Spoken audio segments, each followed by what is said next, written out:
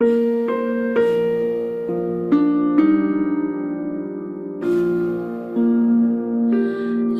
semilla cayó en tierra fértil y dio fruto. La semilla cayó en tierra fértil y dio fruto.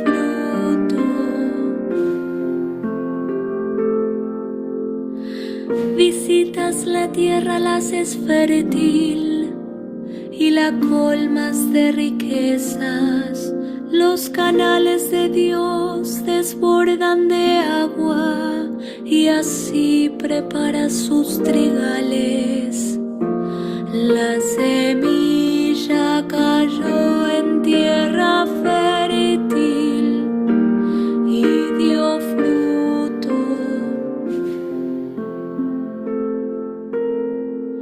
Riegas los surcos de la tierra, emparejas sus terrones, la ablandas con aguaceros y bendices sus brotes.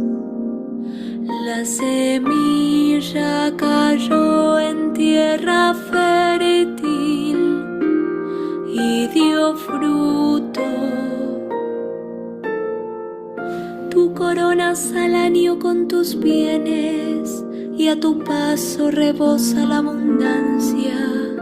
Rebosan los pastos del desierto y las colinas se ciñen de alegría.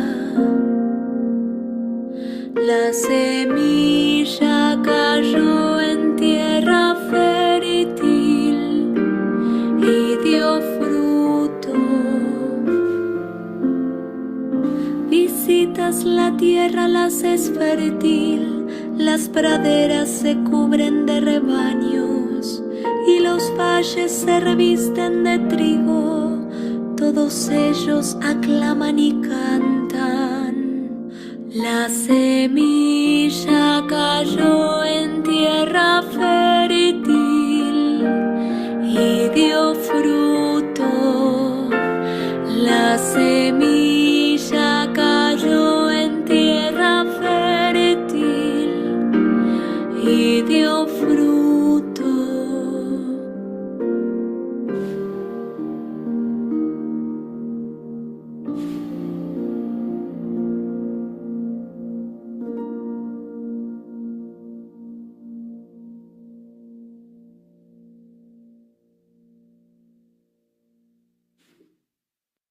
Hola, buenas noches.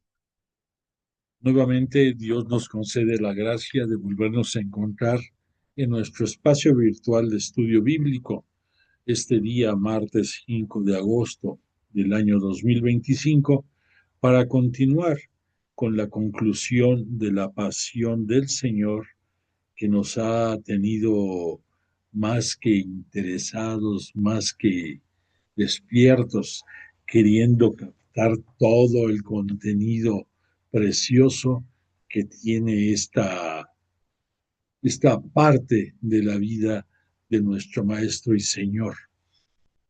Vamos a, como todas las sesiones, a hacerlo de la manera correcta e invocamos y damos alabanza a Dios Padre por medio de Jesús de Nazaret, y te invito con tu corazón, unidos todos, digamos en el nombre del Padre, del Hijo y del Espíritu Santo. Amén.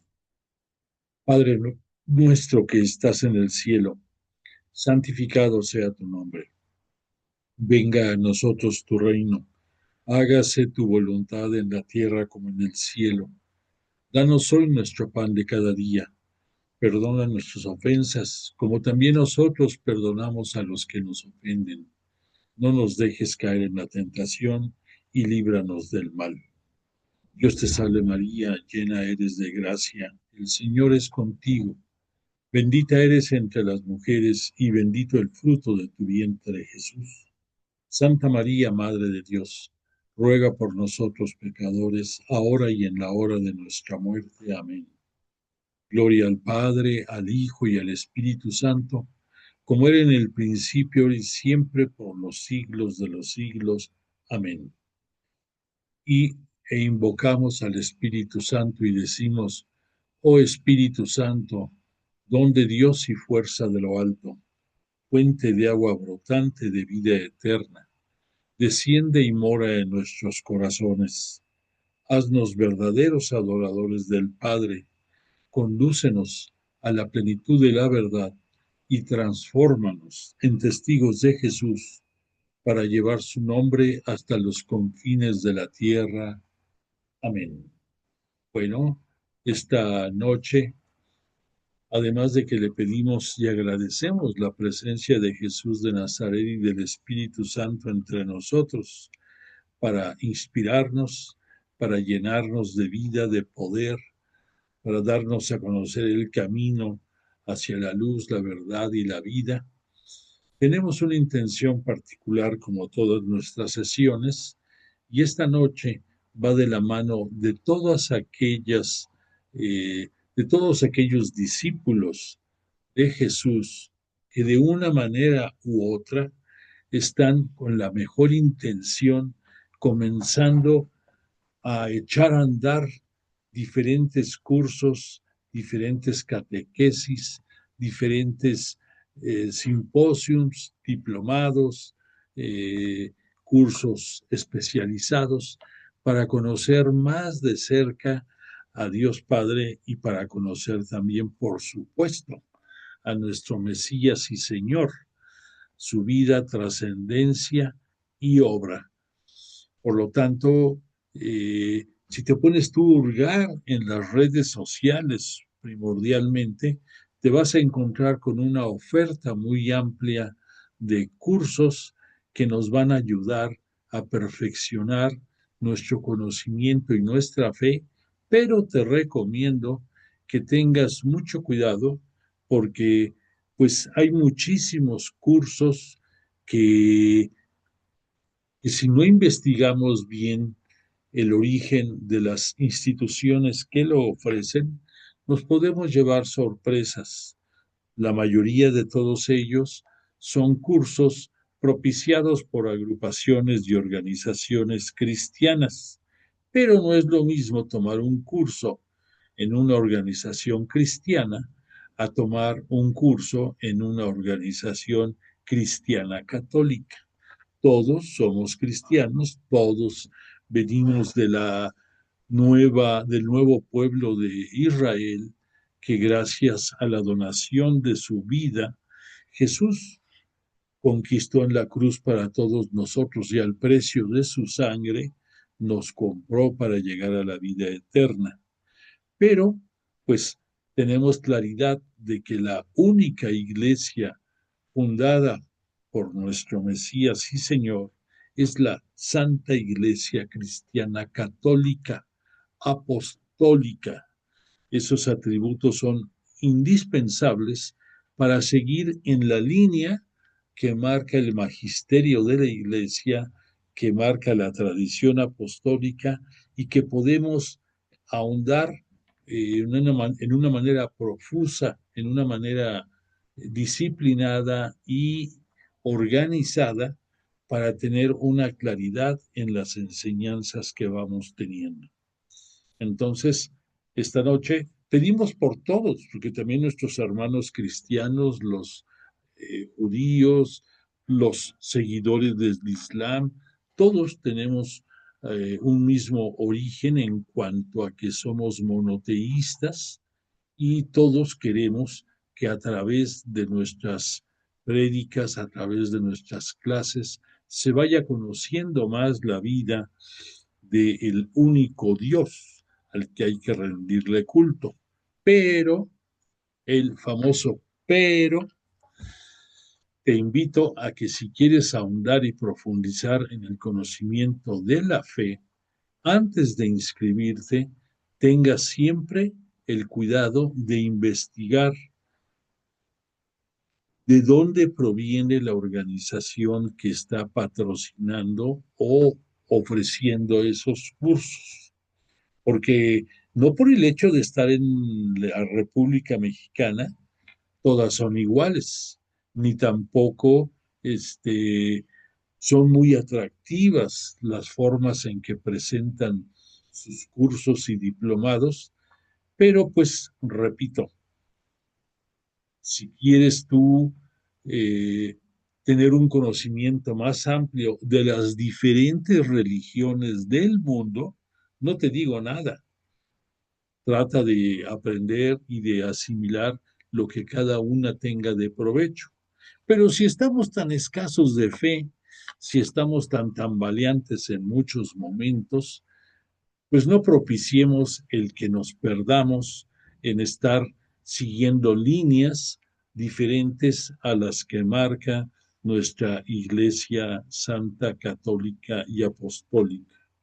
Entonces, pues te invito a que investigues bien, a que sigas con detenimiento cualquier curso que tú elijas, que Dios bendiga a todos en el conocimiento de la palabra y de las sagradas escrituras.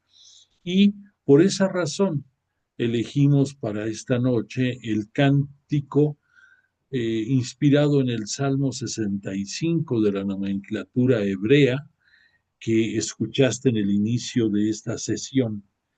Este salmo se intitula Himno de Acción de Gracias y lleva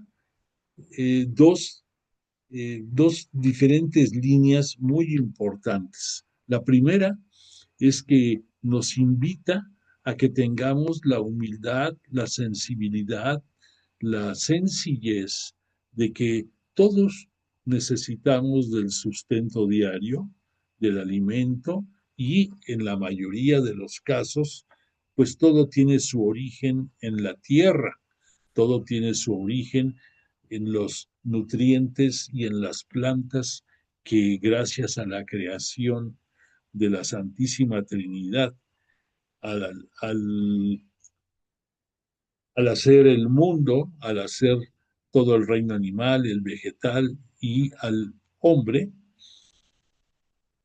gracias a todo eso y a todo lo que está en la naturaleza también, obra del poder y la misericordia divina, tenemos ese ciclo de vida en la tierra. Gracias a que llueve, pues los campos germinan, los campos tienen la humedad necesaria para que vayan creciendo las semillas, tienen la oportunidad de dar generosos frutos, hierbas necesarísimas para nuestra alimentación, etcétera, etcétera. Y todo esto, si no lo comemos en forma directa, natural, pues en los alimentos ya transformados que llegan a nuestra mesa, ahí los tenemos. Entonces, la primera intención de este cántico y de este comentario es que seamos agradecidos, que para pedir somos buenos, nos sobran razones, palabras y peticiones todos los días. Yo creo que podríamos tener una lista de peticiones diarias y es justo. Recuerda que en la escritura nos dijo Jesús, tocad y se os abrirá, pero tenemos que hacerlo de manera prudente, tenemos que hacerlo con la sencillez y la fe y eh, y la humildad para solicitarlo al Creador y por la intercesión de Jesús de Nazaret.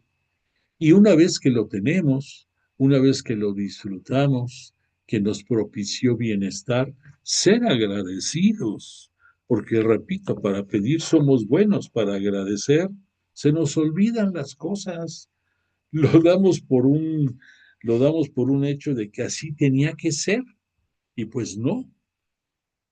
Es más, ahorita, poco antes de comenzar la clase en este rumbo de Tlalpan, en donde está tu casa, estaba lloviendo copiosamente. Qué bueno porque están nutriéndose los mantos freáticos.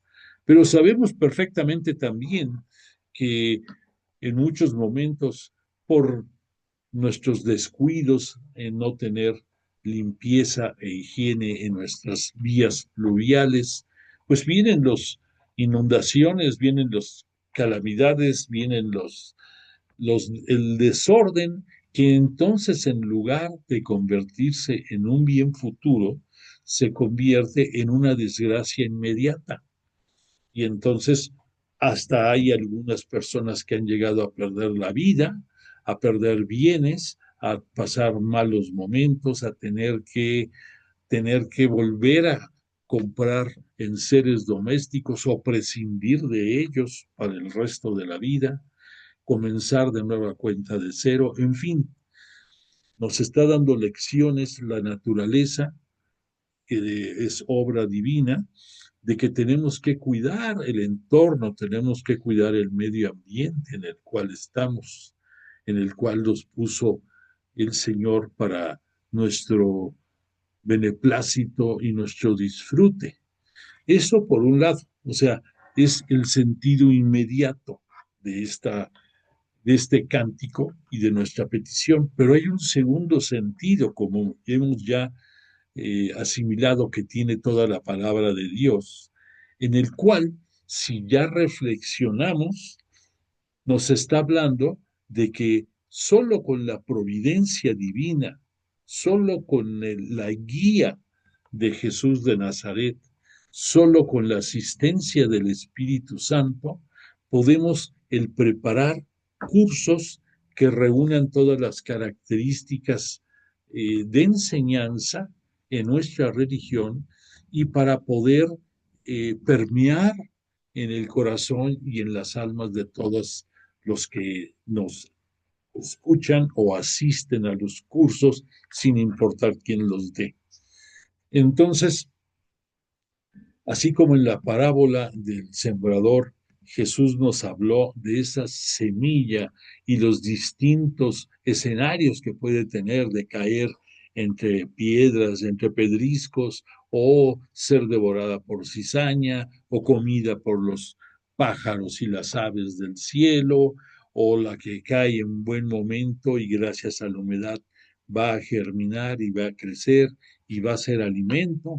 Tenemos que verlo también desde el punto de vista espiritual, desde el punto de vista teológico, pudiéramos decir, en cierta manera, de que necesitamos nutrir nuestro ser para poder vivir como es debido. O sea, estamos embebidos invariablemente de todo el mundo cambiante, rápido, voraz, materialista, de consumismo, y se nos olvida muchas veces el encontrar el justo equilibrio entre nuestro desempeño como personas y nuestro disfrute como cualquier hombre o mujer en este mundo. Entonces, resumiendo, nada más, nuestra petición lleva las dos connotaciones. La primera, que desde lo material e inmediato sepamos cuidar la naturaleza en la cual Dios y la Santísima Trinidad nos dio sin mérito alguno de nuestra parte. Y la segunda, que dentro de la enseñanza y conocimiento de la palabra de Dios a través de las Sagradas Escrituras, sepamos elegir correctamente las instituciones adecuadas para continuar con nuestra enseñanza. Que Dios bendiga a los instructores y maestros de cada uno de esos instituciones que en un afán muy loable quieren hacer que tú crezcas en conocimiento, y que tengamos la habilidad de que una vez que hagamos propia la palabra del Señor, tengamos las agallas, el valor, la disposición de, como Él pidió a sus apóstoles poco antes de la ascensión a los cielos, llevemos toda su palabra hasta los confines de la tierra y bauticemos a los que ingresen a la Santa Iglesia Cristiana Católica en el nombre del Padre, del Hijo y del Espíritu Santo. Bueno, dicho lo anterior, entremos en materia ya de nuestro curso esta noche, y quiero decirte, nada más como un pequeño comentario, que Me da gusto que estemos concluyendo el estudio de la Pascua del Señor como algo trascendente y que es el culmen del ministerio público de Jesús en este mundo, cuando Dios Padre, a través del Espíritu Santo, llegado el tiempo de la plenitud y con la anuencia y con la disposición siempre total de María, la Santísima Virgen, pues nos pudo venir a enseñar la palabra de Dios y a enseñarnos cómo vivir el reino de Dios en este mundo, que además, ya sabemos, en su entrega amorosa en la cruz nos redimió del pecado y que al final de su estancia aquí en esta tierra, una vez que estuvo en el sepulcro, resucitó por voluntad de Dios Padre y por el poder del Espíritu Santo también. Y gracias a eso subió para ser glorificado y para enviarnos el Espíritu Santo prometido. Entonces, todo esto que estamos analizando, viendo, desmenuzando, debes de tener tú la claridad que todo lo que estuvimos viendo con las enseñanzas de los evangelios, con la inspiración del Espíritu Santo a través de cada uno de los escritores sagrados y cada uno con el mensaje que le inspiró el mismo Espíritu Santo para nuestro crecimiento espiritual, cumplieron. Nada de esto hubiera sido posible si la buena nueva que lo constituye la presencia en este mundo de Jesús de Nazaret por misericordia divina se hubiera dado. Entonces, así como estás viendo esta imagen ahorita en que está el Espíritu Santo en forma descendente, como decimos en nuestra oración, fuerza de lo alto, desciende, desciende. Pues sí, se lo pedimos porque sin ese descenso del Espíritu Santo hacia nosotros, haciéndonos entender y conocer la palabra de Dios Padre y la voluntad del mismo, y también las enseñanzas de Jesús, no avanzaríamos. Y entonces me da gusto que en esta parte final de nuestro curso nos estemos deteniendo para que, sin que sea un curso de teología, podamos adentrarnos, que tengamos el valor de ir conociendo un poco lo que significa la teología, que estemos tratando de, por misericordia, dominemos y nos adentremos en esta maravillosa disciplina que es conocer la voluntad que viene del cielo a través del Espíritu Santo y que la sepamos interpretar y la sepamos trabajar para beneficio nuestro y de todos nuestros semejantes. Entonces, me da gusto que en esta parte final de nuestro curso estemos tocando puntos sensibles relacionados con la teología y vamos a terminar en su momento, que ya no falta mucho, las conclusiones teológicas de acuerdo a la inspiración del Espíritu Santo en cada uno de esos evangelistas. En las clases pasadas hemos estado hablando de la resurrección de nuestro Señor Jesucristo y antes de que llegara, que subiera para su glorificación, y estamos en las partes, pudiéramos decir, intermedias y algunas comenzando el final de su presencia en este mundo de Jesús de Nazaret. Entonces, en las dos clases pasadas estuvimos viendo narraciones de acuerdo a la Sagrada Escritura, a la Biblia. Pero esta noche vamos a dedicarla a que sobre algunos puntos que ya vimos directamente en la Biblia, tratemos de encontrar el segundo sentido, el sentido teológico, el mensaje que para nosotros ha deseado el Espíritu Santo transmitirnos. Y por lo tanto, es muy importante, es muy recomendable que recordemos varias cosas. En primer lugar, que al darse la resurrección del Señor, eh, la característica dominante en todas sus apariciones es que no era reconocido, en que a pesar de que la apariencia que él detonaba, que él inspiraba, era la de el Jesús terrestre, el del Jesús humano, él en su enseñanza de ubicarnos con la verdad, nos está dando a conocer con su propia presencia que empezando por él como humano, como hijo de hombre, y todos nosotros vamos a llegar al reino de los cielos con un cuerpo glorioso y un alma transformada, no con la apariencia que nos vemos cuando nos encontramos en el espejo, que muchas veces el espejo está más guapo que nosotros mismos, pero pues bueno, ya es cuestión de imagen.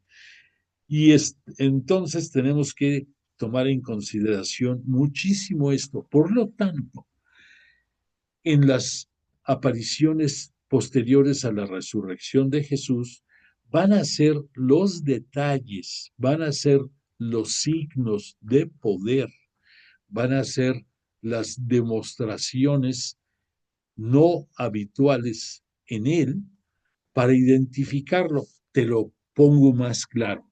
Por ejemplo, ¿qué sucedió cuando a María Magdalena, en el momento de que ella, llorando y confundida, se dirige al hombre que ella piensa puede ser el hortelano que cuida el huerto y le dice que si él sabe dónde han puesto el cuerpo de su maestro, que le diga y que ella se lo llevará?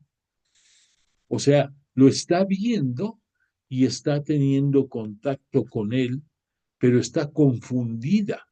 Y solo al momento en que Jesús le dice María, por el timbre de su voz, por la dulzura de su comunicación, por la intimidad que demuestra en la amistad profunda que tenía con todos sus discípulos y con las mujeres, muy especialmente en la persona de María Magdalena, solo por eso lo distingue.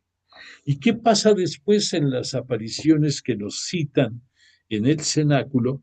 También los discípulos ahí reunidos por miedo a los judíos, a las amenazas que significaban para ellos, tampoco reconocieron a Jesús cuando en medio de ellos aparece sin haber tocado una puerta, que como un espíritu está presente ahí y que solamente por dos razones.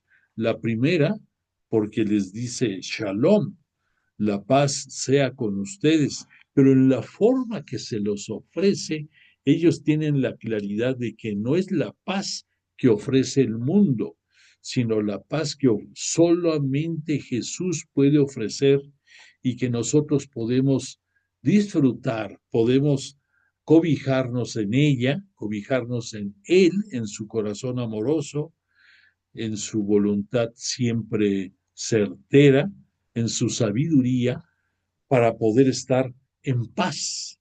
Entonces también es un signo por el cual lo reconocen, mas no por la apariencia. Y llega el punto en que ya veremos en el caso de Lucas, que llega al extremo de los evangelistas nos citan, la mayoría de los sinópticos, que les muestra las llagas de su cuerpo y las heridas de sus manos y sus pies, como una prueba fehaciente de que es Él. Pero repito, por la apariencia no lo reconocen. Y aunque decimos y que nos está dando la catequesis de que somos espíritus los que vamos a llegar al cielo, Jesús tiene en el Evangelio de Lucas un detalle, una, sí, una cortesía, pudiéramos decir, para ubicar a los apóstoles, en darles algún elemento más para que crean que es Él el resucitado. Y entonces va a llegar el punto, ya lo veremos cuando estudiemos las conclusiones, pero te lo adelanto ahorita, que en el caso de Lucas, él cita que ante la sorpresa de los discípulos y apóstoles reunidos, ante su estupor y sorpresa, les dice el resucitado, ¿no tenéis algo que de comida? Y entonces nos dice la Sagrada Escritura que le ofrecen pescado. Y Jesús resucitado lo consume. Tenemos claridad que un espíritu es incorpóreo y por lo tanto ni tiene las necesidades, ni tiene el organismo para poder consumir alimentos.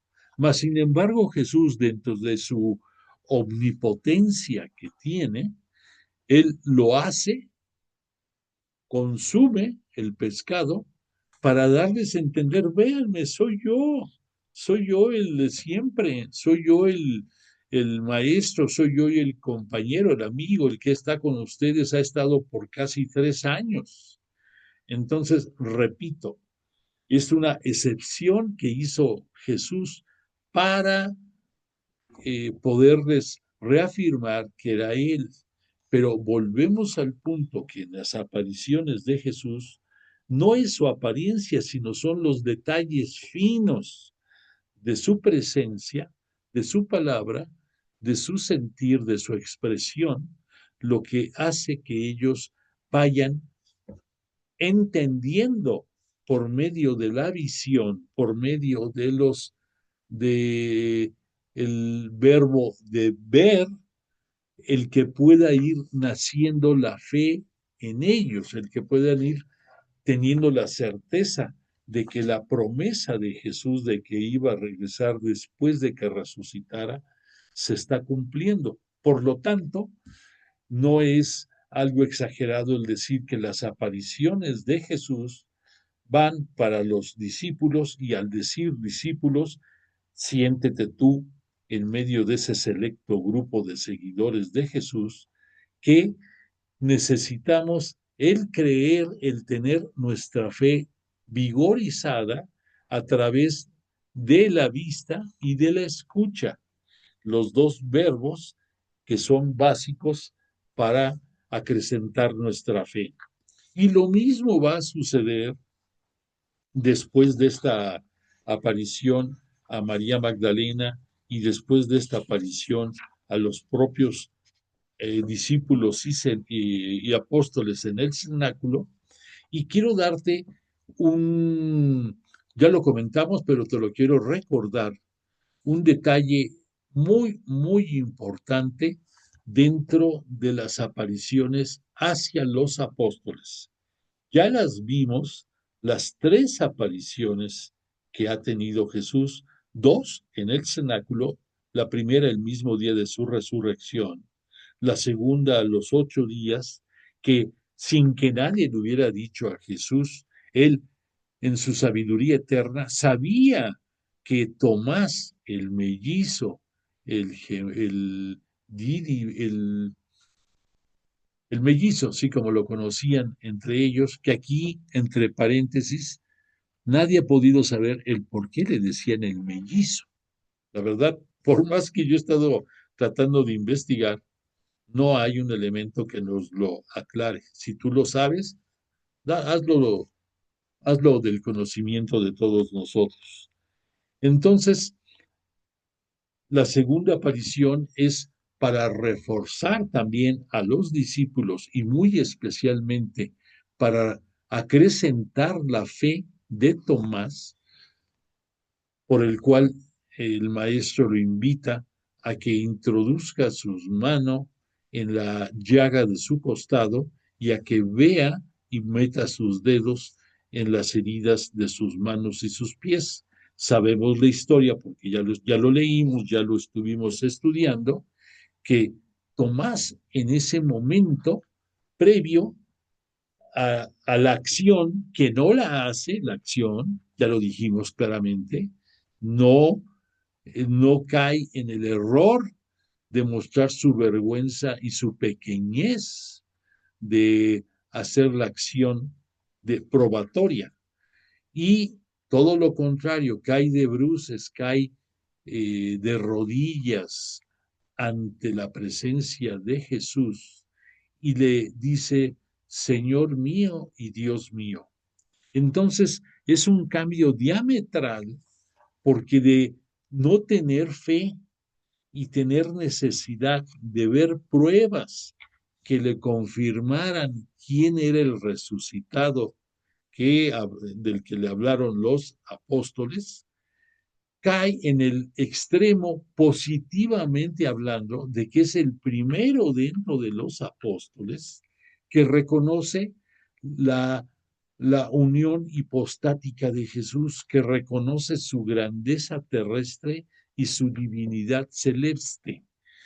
Y a partir de ese momento, pues poco a poco se va a ir acrisolando esta creencia. Date cuenta, dimensiona la grandeza de este hecho, de este momento.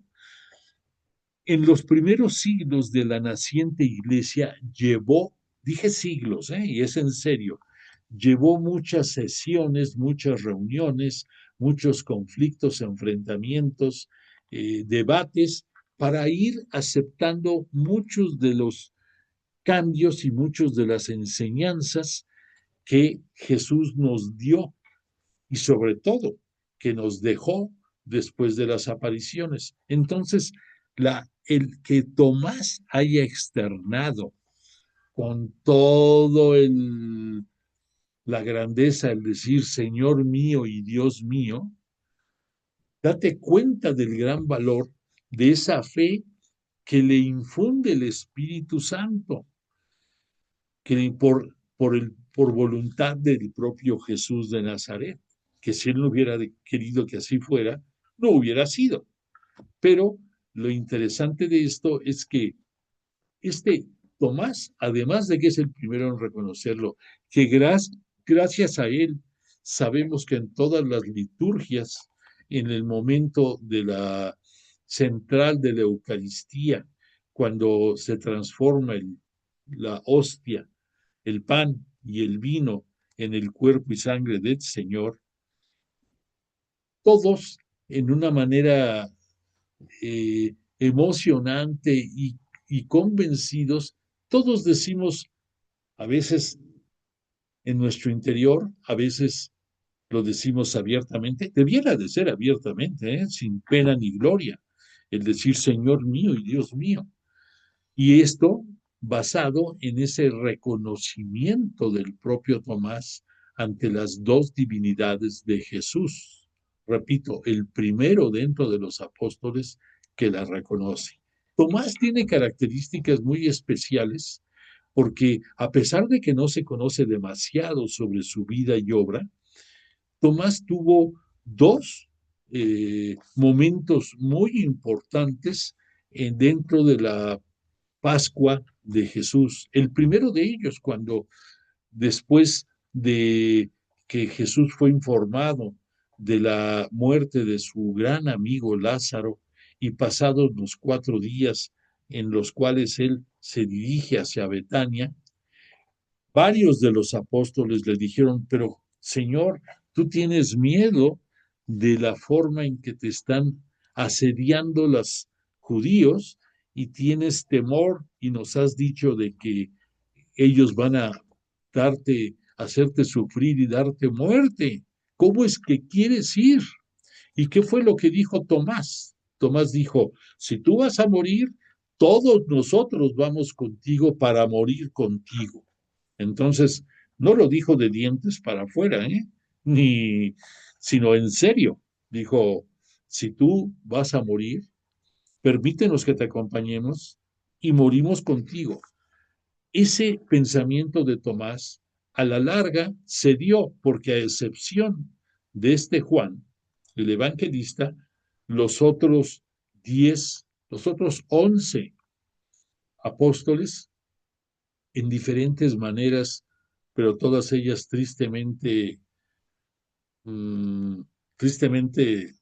duras, entregaron su vida en el martirio por Jesús y por su religión, por la iglesia. Entonces, el ofrecimiento de Tomás a la larga se cumplió, pero de momento se atrevió a externarlo. Y posteriormente, en la propia última cena, cuando está Jesús en sus discursos de despedida y de repente les vuelve a decir, pronto ya no me veréis y luego me volveréis a ver, porque a donde yo voy, ustedes no pueden ir, pero ustedes pueden seguirme porque yo soy el camino, la verdad y la vida. Y entonces Tomás vuelve a tomar la iniciativa y le dice, Señor, pero si no nos dices a dónde vas, ¿cómo vamos a saber cuál es el camino para ir hacia ti? ¿Y qué le dijo Jesús? Tomás, Tomás, las dos veces pronunciando su nombre, qué poco me conoces, de qué ha servido el tiempo que hemos estado juntos, si tú sabes que yo soy el camino, la resurrección y la vida. Entonces, esas palabras de Tomás también nos muestran la calidad y el arrojo que él tenía y casi todos los apóstoles iguales, a pesar de ser personas sencillas, la mayoría de ellos de estratos de pescadores y de niveles socioeconómicos bajos, pero tenían el arrojo de ser verdaderos discípulos y ser al momento de la entrega del Espíritu Santo de cumplir la misión que les encomendó Jesús. Por último, para cerrar las reflexiones teológicas, entre comillas, de estas apariciones a los apóstoles, debo decirte, recordarte que fueron tres y que el número tres dentro de la Biblia nos habla de la perfección. Entonces, lo que nos citan los evangelistas, esas tres apariciones, fueron las necesarias y suficientes para dejar constancia de lo que Jesús quería con sus apóstoles y discípulos. La primera, dijimos ya, previo que desde la cruz, este Jesús también hubo tres momentos en que entregó Espíritu Santo. El primero en la cruz a todo el nuevo pueblo de Israel, y nos lo cita en una de las 7 palabras en que dice entregó el Espíritu. La segunda entrega de Espíritu que fue en la primera aparición en el cenáculo, cuando entonces les sopla sobre de ellos y les confiere la potestad de perdonar los pecados y de que todo lo que aten aquí en el cielo, en la tierra, perdón, será atado, o viceversa, lo que desaten aquí será desatado en el cielo. Y por último, en la, en la tercera, en la siguiente aparición, vemos que ahí no vuelve a enviar espíritu, ya lo entregó a los discípulos y apóstoles, es el episodio con Tomás, y después de eso, y nada más recuerdo y refuto que dice Jesús, dichosos los que sin ver han creído. Eso es para todos nosotros, que sin haber podido tener la oportunidad de la presencia física de nuestro fundador, de nuestra Santa Iglesia, pues creemos y creemos en todo lo que el credo de los apóstoles, por eso se llama así, nos da de las enseñanzas que se fueron acrisolando con el paso del tiempo en los primeros siglos de la naciente Iglesia. Bueno, y después tenemos la siguiente aparición que fue en la playa, que allí fue pudiéramos decir, una aparición que tenía dos finalidades. Si tú recuerdas en esa aparición en la playa,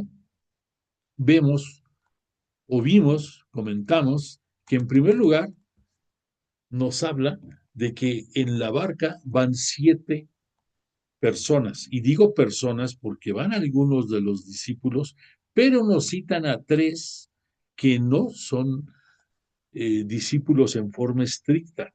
Nos citan a Natanael y nos citan a 2 más que ni los nombres nos dan de ellos, pero que en conjunto suman 7.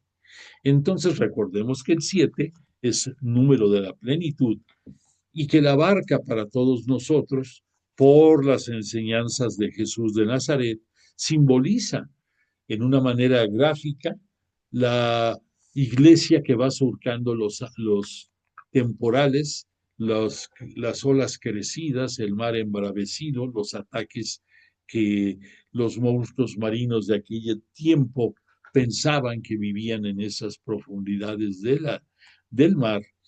Y todo esto nos habla de la historia de la iglesia en esos tiempos eclesiológicos que nacen desde este momento de la partida de Jesús hacia su glorificación y posteriormente con su ascensión.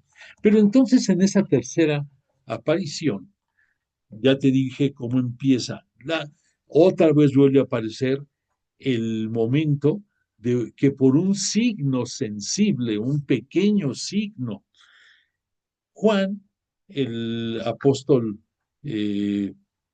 evangelista, él advierte en que al estar una persona de pie en la playa con unas brasas y sobre de ellas un pez, él lo interpreta y lo acepta y le dice a Pedro, es el maestro. Entonces, en Juan, gracias a la visión ya de su corazón y viendo ese signo, reconoce la presencia del maestro en este ser que está en la playa. Y por lo tanto, se lo comenta a Pedro, Pedro se lanza a las aguas, llegan a la tierra, pero no sin antes haber escuchado la palabra que le vino a mover todo el piso a Juan y que gracias a eso llegó a la conclusión de que era Jesús. Cuando les dice Jesús, muchachos, traen pescado, entonces la manera en que lo hace, la forma en que se dirige y su presencia con las brasas ahí, fue lo que fueron los pequeños detalles que a Juan le despertó la fe, le afianzó su fe y que él se la comenta a Pedro. Y que después ya vimos que el maestro les dice, lancen la red a la derecha y ya vimos el significado, que a la derecha está del lago de Genezaret toda la zona pagana, que va a ser el caldo de cultivo perfecto para llevar la palabra de Jesús a su conocimiento, la palabra de Dios a través de la Escritura y el llevar la iglesia a esas zonas. Por lo tanto, el hecho de que Jesús les dijo, lancen a la derecha, ya dijimos, tiene un significado, porque es en donde se encuentra el avispero, pudiéramos decir, el núcleo de donde van a poder empezar a hacer el crecimiento de la iglesia. Pero hay otros detallitos más desde el punto de vista teológico que quiero comentarte.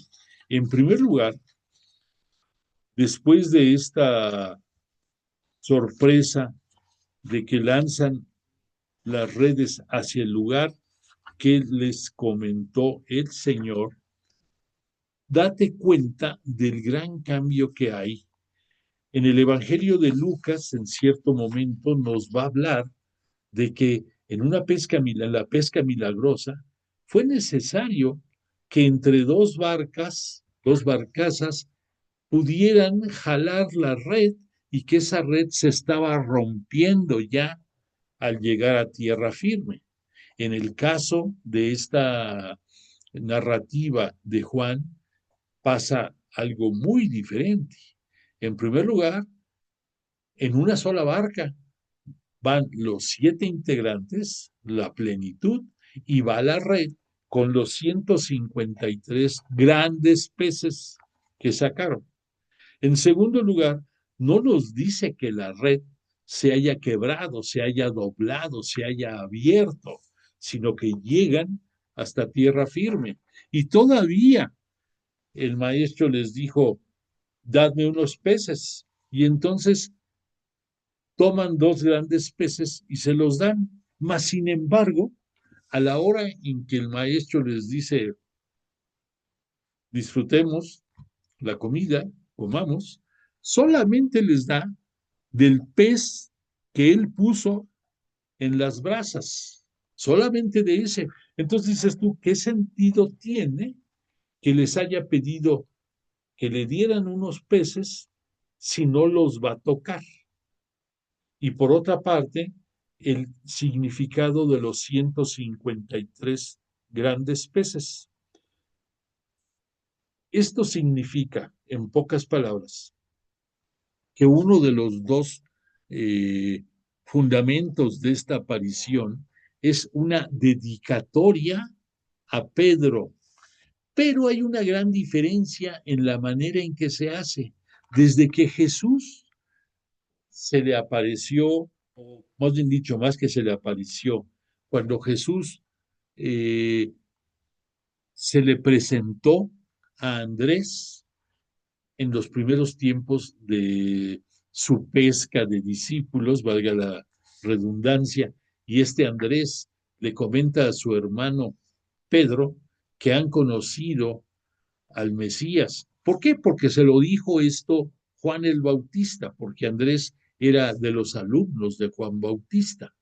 Entonces Pedro, ya con un conocimiento más profundo, conoce al maestro y casi de entrada le va a decir este Jesús, tú eres Cefas, tú eres roca y sobre ti construiré mi iglesia. Obviamente que Pedro le ha de haber entrado por una oreja y salido por la otra, no ha de haber entendido nada de qué le decía Jesús, pero Jesús se lo externó. Bueno, pues entonces si te diste cuenta en este episodio de la pesca milagrosa, este Jesús se dirige a Pedro y en ningún momento le dice Kefas, en ningún momento le dice roca. Y eso no es porque hubiera cambiado de parecer Jesús. Él en su sabiduría sabía en manos de quién iba a poner a sus apóstoles, a sus discípulos y a su iglesia. Lo sabía. Pero recuerda que hubo, de acuerdo a los discursos de despedida, la exposición de que Pedro lo iba a negar 3 veces, cosa que así sucedió tristemente antes de que cantara el gallo en esa noche de la pasión de nuestro Señor Jesucristo. Bueno, pues entonces es entendible el por qué en este encuentro que lleva la doble finalidad, la primera de reconocer a este Pedro como la elección correcta que había hecho Jesús. Y por lo tanto Jesús le hace 3 ocasiones la pregunta que le dice, Simón, hijo de Juan, la clásica forma de dirigirse dentro del judaísmo a alguien, decirle su nombre patronímico y de quién eran hijo. Entonces le dijo el maestro, Simón, hijo de Juan, las 3 ocasiones. ¿Me amas? Y ya sabemos que las respuestas de Pedro. Al punto que en la tercera le dice, Señor, tú todo lo sabes, tú sabes que te quiero. ¿Y qué le respondió Jesús en estas 3 preguntas? En la primera le dijo, apacienta a mis corderos. En la segunda y en la tercera le respondió, apacienta a mis ovejas. Entonces, nota que aquí viene la segunda parte de la dedicatoria en que Jesús le refrenda en primer lugar su amor incondicional a Pedro y le refrenda la potestad que está dándole de dirigir a sus pastores, a sus apóstoles, en la misión dentro de la iglesia y también de que por medio de él sus apóstoles muevan y dirijan al rebaño, a todos los nuevos integrantes de la única Santa Iglesia Cristiana Católica, fundada por Jesús de Nazaret. Entonces, lleva esa dedicatoria especial y por eso Pedro es la estrella, pudiéramos decir, de esta pesca milagrosa narrada. La segunda gran enseñanza que nos está dando desde el punto de vista teológico y que va un poco de la mano a nuestra intención de esta noche particular con relación a los instructores religiosos. Nada, absolutamente nada se va a mover si no es por la voluntad de Dios a través de Jesús de Nazaret y por medio del Espíritu Santo. Escúchalo bien, nada, absolutamente nada. En cualquier curso que tomemos, los que yo también he tenido oportunidad de tomar, la deferencia que tú me das al poder confiar en lo que yo te transmito, si no fuera por Dios, que en primer lugar Él te trajo hacia este momento, y si no fuera porque Él a través de su Espíritu Santo me guía y me hace hablar en algunos momentos, créeme lo que te voy a decir, en algunos momentos ni yo mismo luego sé lo que estoy diciendo o las palabras que estoy diciendo porque no eran lo que yo tenía planeado. Pero antes de que sea cada sesión, tengo el detalle, tengo la costumbre de pedirle al Espíritu Santo que me acompañe. ¿Por qué? Porque todo lo que la voluntad de Dios y de Jesús de Nazaret a través del Espíritu Santo haga, será lo que mueva la enseñanza religiosa dentro de nuestra amada iglesia. Entonces, detalles como el que lancen la red de este lado, tienen ustedes peces y le presenten los peces. Aquí estamos entendiendo que Jesús únicamente quería demostrarles que esos grandes peces era porque Él había propiciado que cayeran en la red, porque ellos en toda la noche que habían bregado en el mar no habían sacado ni un charal, no habían sacado nada, ¿no? Y en cambio, en un momento la red está a reventar. Entonces la enseñanza va por ese lado. Por lo tanto, podemos concluir con esta pesca milagrosa, que es el reconocimiento que Jesús le da a Pedro de que él va a ser tanto el vicario de Jesús en este mundo, como también va a ser la roca que sostenga a su iglesia. Por lo tanto, es claro que el primer papa de nuestra amada iglesia es Pedro y que eso es porque Jesús así lo dispuso y así lo presentó. Entonces, otro detalle que te quiero mencionar, espero que puedas contemplar, voy a ponerte una imagen con la intención de que a ver si la puedes ver tú. En pocas palabras, es un triángulo equilátero que tiene muchísimos puntos. Quiero explicarte un poquito porque esto es el complemento de esta pesca milagrosa. Te dije que eran 153 grandes peces. Desde el punto de vista de la ciencia, te puedo decir, ya lo comentamos, que en aquellos tiempos 153 era el número de especies de peces que se conocían y por lo tanto, pues tenía su razón de por qué eran 153 los peces que cayeron en la red. Eran grandes porque su significación es que son buenos peces para poder llevar, como dice el Salmo 23, verdes pastos para que reposen y se alimenten. Y por otra parte,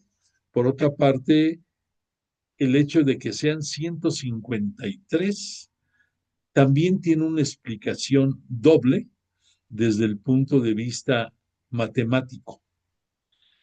El triángulo que yo te mostré es un triángulo equilátero que dentro de la geometría se le considera como el triángulo perfecto. ¿Por qué? Pues porque sus tres lados son iguales. Por esa razón, no es casualidad que el número 3 sea la perfección dentro de la Biblia. Bueno, pues este triángulo equilátero con sus tres lados iguales, cada uno de esos lados tiene 17 puntos. 17, 17 y 17. Y el espacio que queda en su interior, respetando las distancias que deben de ser, y si tú lo llenas de puntos, como el que te mostré yo, como este que te vuelvo a presentar, te vas a dar cuenta al final que la suma de todos los puntos son 153. Y hay otra explicación también matemática con relación a este momento.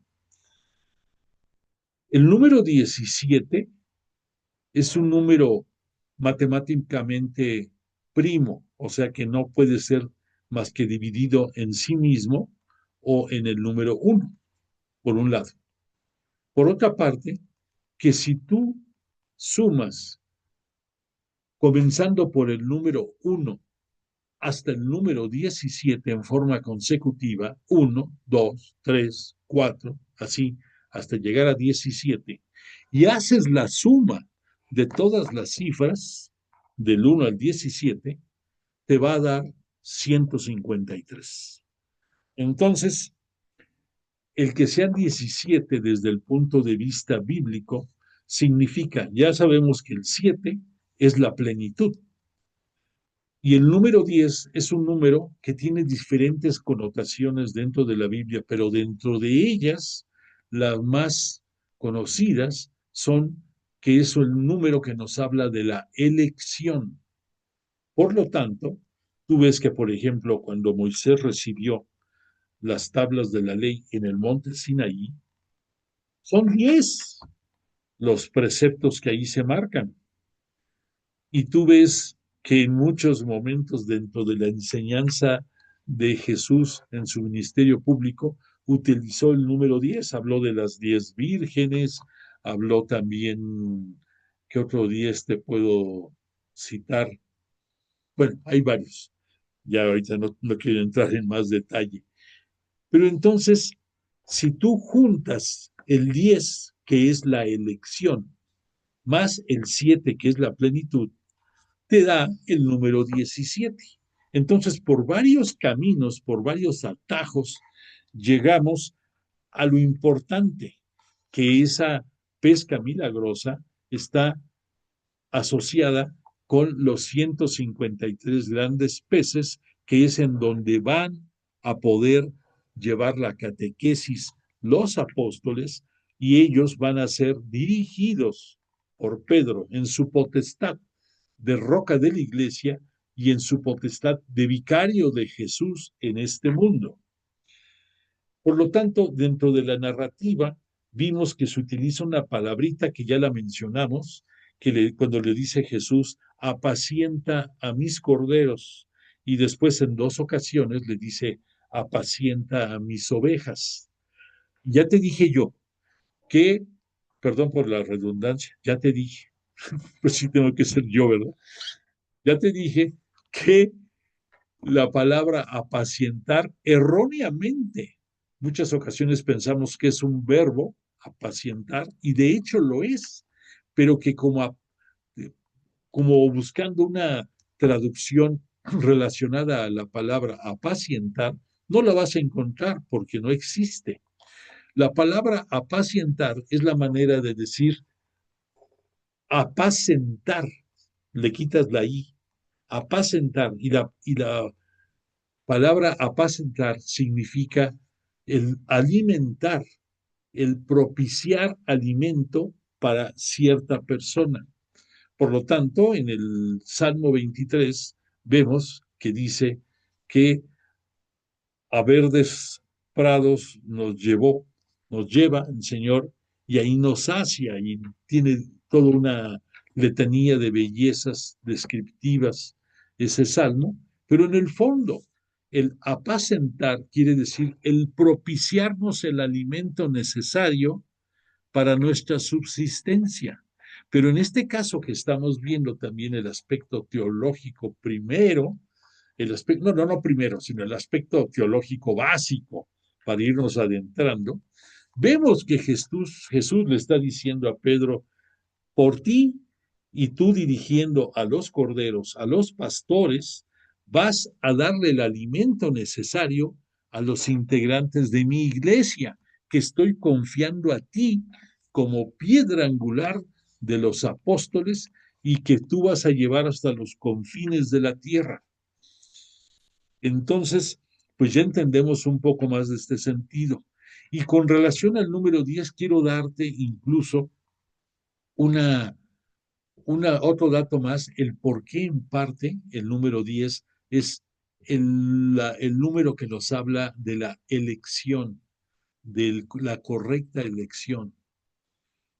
Desde aquellos tiempos, y sigue siendo vigente, ¿qué pasa en los principios de nuestro año litúrgico? Bueno, no año litúrgico, perdóname, pero sí del año litúrgico y del año también cronológico, en que nos piden en nuestras parroquias que participemos con el apoyo del diezmo. El diezmo es una manera de decir 10.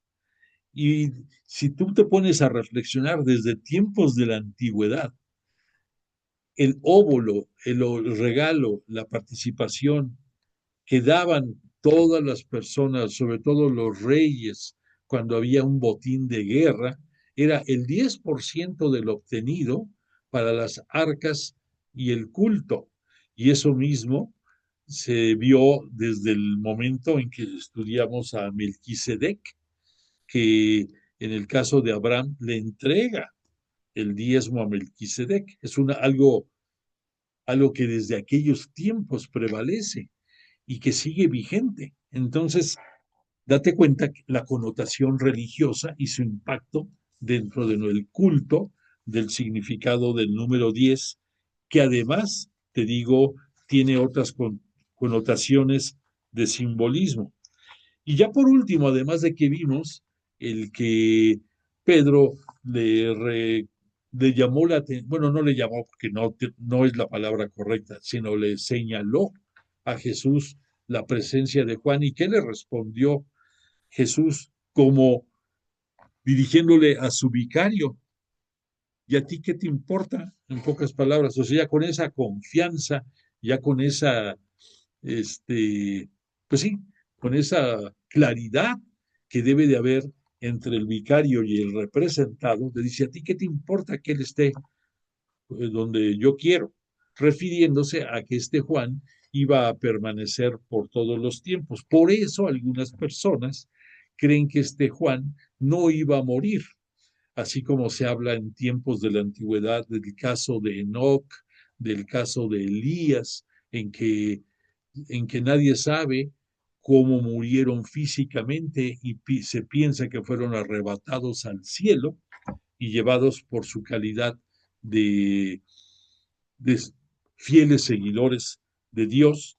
Pues aquí lo mismo piensan algunos que a eso se refería Juan. Sin embargo, Juan sí murió, no murió de martirio, pero sí murió, pero interpretamos nosotros desde algún punto de vista exegético que el que no muriera se refería a Jesús, a que este Juan es el promotor, el escritor del texto sagrado del cuarto evangelio, que se le guisa aparte y que la finalidad de ese evangelio era únicamente el demostrarnos que Jesús era el Mesías esperado y que era el unigénito de Dios que vino a este mundo.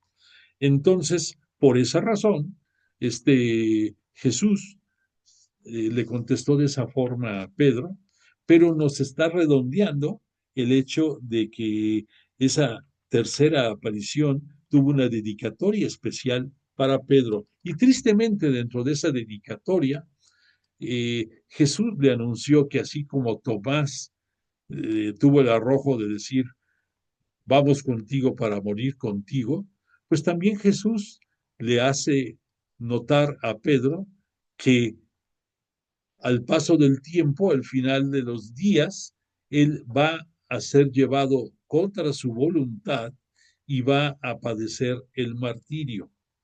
Entonces le está anunciando que va a entregar su vida, su corazón, su misión por la iglesia y que va a llegar a seguirlo como él en algunos momentos con arrojo le comentó al Señor y se lo va a cumplir.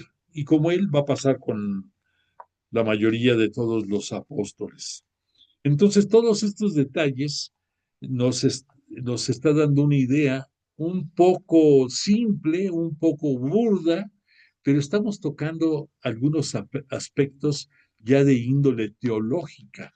Y creo que esto nos debe de llenar de gusto porque hemos avanzado y no solamente hemos conocido la palabra de Dios a través de la buena nueva de los 4 redactores evangélicos, sino que hemos estado asimilando la enseñanza de Jesús en su ministerio público y tenemos el valor ahorita de poder sacar conclusiones que nos lleven a algo más allá de solamente escuchar la palabra y por fe creerla, aunque no la comprendamos. Estamos adentrándonos en un campo inexplorable que había para nosotros, pero que espero nos anime a ti y a todos para que continuemos aprendiendo acerca de nuestra hermosa religión. Bueno, entonces, ya por último, entonces, eso de la apacientar, desde el punto de vista doctrinal, sí es correcto que se diga, porque apacientar es la forma de la, el, de un adjetivo que nos habla de una acción de un verbo, que el verbo sería apacentar, y que el significado de apacentar es darle, propiciarle alimento a X persona, a X grupo o a un rebaño de animales, llevarlo a verdes pastos, etcétera, etcétera.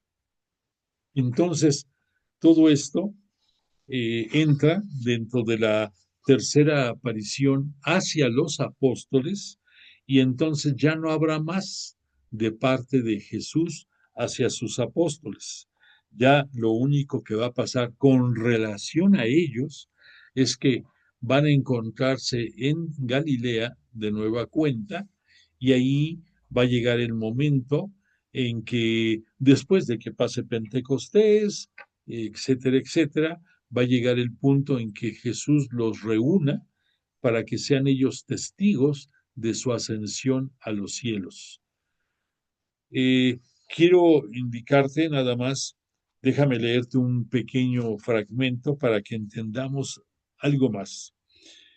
Dice, cuando Pedro haya servido al rebaño, cuando hayan corrido sus años, cuando haya cumplido su misión, sus enemigos le prenderán, le ceñirán, lo atarán y lo llevarán al suplicio. Puesto que la frase indicaba la clase de muerte, se refiere el evangelista a la muerte en cruz de Jesús. Muy posiblemente esa frase tiene aquí el mismo significado. Jesús le hace a Pedro una invitación. Es una orden más que una invitación para que lo siga hasta la cruz. El imperativo sígueme cobra aquí toda la fuerza de su significado teológico. Fíjate hasta dónde hemos llegado. Aquella invitación de Jesús cuando caminando por las playas, por el mar de Genezaret, y fue seleccionando a sus discípulos. ¿Qué les decía en la mayoría de los casos? Sígueme. Y algunos de ellos de inmediato, otros dejando incluso familia, dejando ocupación, empleo, lo siguieron. Pero aquí llega al extremo esa invitación de sígueme, porque estamos viendo el significado teológico. Sígueme hasta que des la vida por mí, hasta que seas uno más, que también tu sangre se una a la que yo di en la cruz, y que esa sangre mía, más la tuya y la de todos los mártires y santos de la iglesia, sea lo que en el altar, en cada Eucaristía, nos invite a recordar los momentos de esa entrega sin límite, tanto de Jesús como de sus apóstoles, como lo de los santos y mártires de nuestra iglesia, sobre todo, porque sigue habiendo en esta época también, sigue habiendo tristemente algunos mártires en contra de su voluntad, la mayoría de los casos, pero en los tiempos primeros de la iglesia, pues fue muy común, y que sobre esa sangre de Jesús y de los santos es donde se sostiene nuestra iglesia. Por lo tanto, este es un momento oportuno de reflexionar globalmente sobre el Evangelio de Juan, la armonía de su Evangelio, de sus 21 capítulos, y la riqueza doctrinal del mismo son indiscutibles. Los temas que se suceden, te podría decir, los podemos redondear en el siguiente pensamiento. La moción, perdón, no la moción, la misión apostólica universal, el oficio pastoral, el primado de Pedro, las resonancias eucarísticas, los elementos simbólicos, pescado, pan, red, pastor, ovejas, el seguimiento del Señor y la invitación al martirio, forman un conjunto de elementos que constituyen toda una eclesiología. Te repito la palabrita, eclesiología.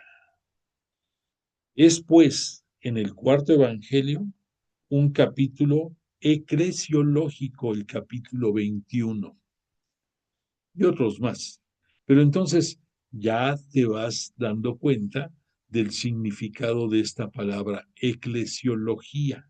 La eclesiología, así como cuando Jesús vino a este mundo por la voluntad de Dios, por la acción del Espíritu Santo y por la disposición de María Santísima, ahí se iniciaron los últimos tiempos que conocemos como los tiempos de la plenitud, porque no habrá otros nuevos tiempos, sino que al final de los mismos se va a dar con la parucía, la segunda venida en gloria y poder de Jesús, la parucía, el juicio de todas las naciones, el juzgamiento de todos los vivos y muertos, y el llegar al lugar de el cielo o del castigo eterno. No va a haber más que de esas dos sopas, porque el purgatorio se considera como parte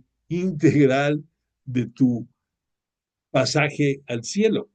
Si tú lo quieres ver así, el purgatorio es una pequeña escala, una escala técnica de reabastecimiento, pudiéramos decir en forma coloquial, en que te vas a reabastecer tú de virtudes y vas a purgar tus penas, eh, tus, sí, tus penas, no en sí la pena, sino los daños causados por tus pecados, por tus penas, pero eso te va a hacer un bálsamo que te va a purificar y que te va a permitir estar en condiciones de llegar en plenitud al cielo. Entonces, por eso yo digo no hay más que dos sopas, o cielo o infierno. Y triste para los que vayan al infierno porque no hay opción, porque ahí, además de que va a ser el llanto eterno, el fuego eterno, no hay ninguna otra opción. Y la situación más horrible de ese triste lugar es que no vas a poder gozar de la presencia divina jamás.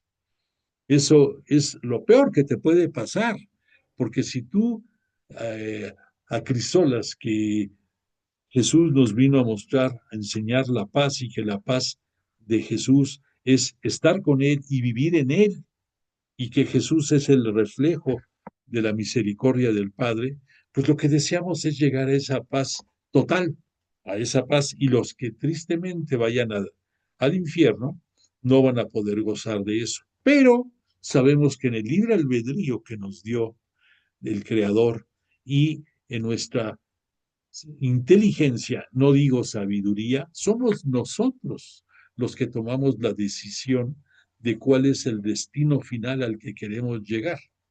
Y los elementos para llegar arriba o para llegar abajo, los conoces, los tienes y la decisión es tuya. Así que espero que tomes la correcta decisión. Y entonces, cada uno que somos iglesia, cada uno que somos templos del Espíritu Santo y que todos juntos, unidos, formamos el cuerpo del cual Jesús es la cabeza y todos nosotros los distintos órganos que en armonía y en buen funcionamiento damos gloria al propio Jesús de Nazaret. Eso es la iglesia. Y la narrativa de todo lo que va pasando en la iglesia desde su fundación hasta sus últimos días, hasta el día de hoy, y los que vengan, el estudio correcto con conciencia y con razón, con corazón también, es lo que constituye la eclesiología, la historia de la iglesia dentro de estos últimos tiempos. Entonces, con todo esto que vimos esta noche, no pudimos avanzar demasiado, pero sí pudimos sacar conclusiones contundentes que nos van a ayudar a entender mejor la importancia de las apariciones de Jesús previas a su ascensión a los cielos. Por de pronto, le agradecemos a Jesús de Nazaret y al Espíritu Santo que nos hayan ayudado a entender su palabra, que nos impulsen a que acrecentemos nuestra fe y a que creamos con los ojos propios de la propia fe y que podamos seguir en este camino hacia la casa del Padre. Y yo te invito a que des constancia de tu presencia y, si Dios lo permite, el próximo martes continuemos en este bello estudio de la Pascua del Señor. Agradezco tu presencia, deseo para ti salud, bienestar y mucha alegría para ti y toda tu familia.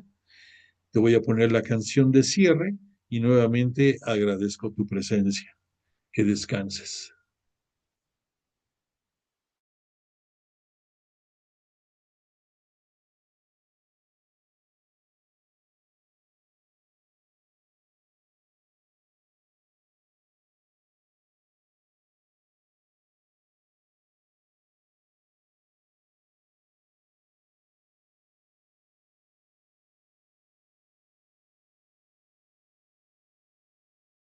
Tú obras maravillas con tu gracia. Nada es imposible en tus manos. Ven hasta lo más hondo de mi ser.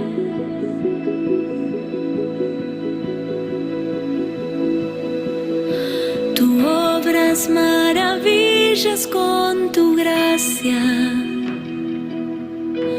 Nada es imposible en tus manos. Ven hasta lo más hondo de mi ser.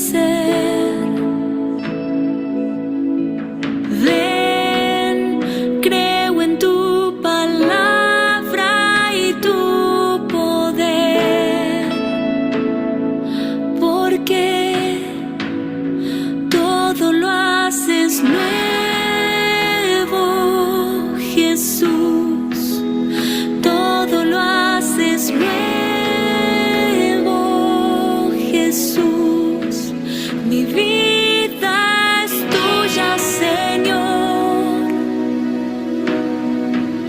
Renuévame con tu amor,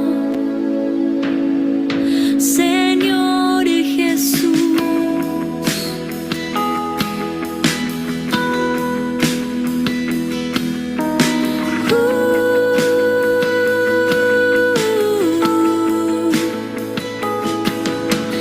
Limpia mis heridas con tu gracia,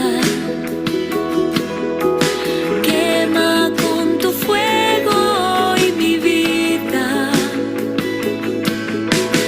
Ven hasta lo más hondo de mi ser.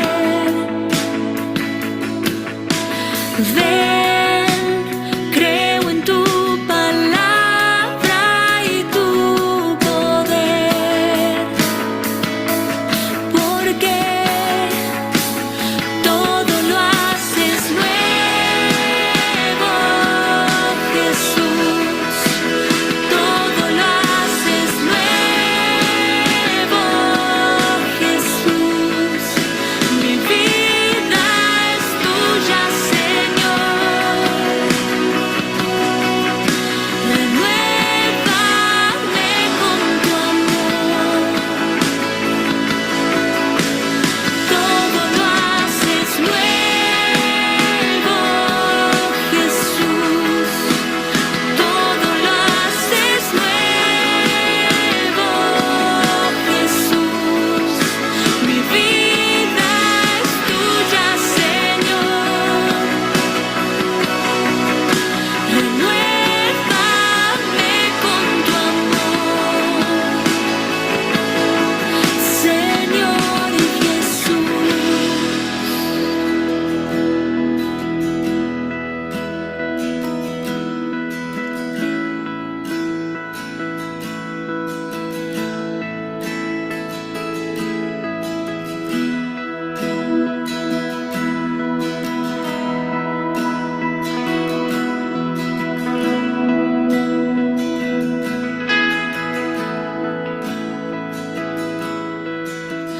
Dejando todo atrás, quiero volver a empezar. Restáurame, renuévame. Dejando todo atrás, quiero volver a empezar. Restáurame, renuévame. Dejando todo atrás, quiero volver a empezar. Restáurame, renuévame. Dejando todo atrás, quiero volver a empezar. Restáurame. Todo lo haces nuevo, Jesús. Todo lo haces nuevo, Jesús. Mi vida es tuya, Señor. Renuévame con tu amor. Todo lo haces nuevo, Jesús. Todo lo haces nuevo, Jesús. Mi vida es tuya, Señor. Renuévame con tu amor. Todo lo haces nuevo, Jesús. Todo lo haces nuevo, Jesús. Todo lo haces nuevo, Jesús. Todo lo haces nuevo.